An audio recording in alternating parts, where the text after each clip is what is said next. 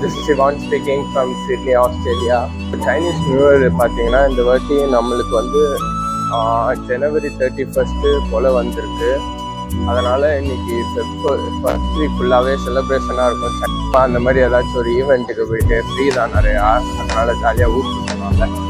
என் வீட்டு ஆப்போசிட்டில் இருக்க இடமே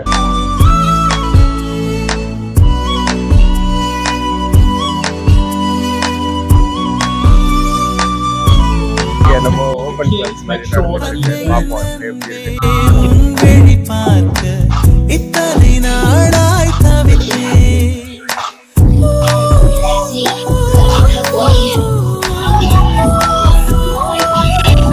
அந்த லெஜெண்டரி சைனீஸ் காஸ்டியூம்லாம் போட்டு நடந்துட்டு இருக்காங்க.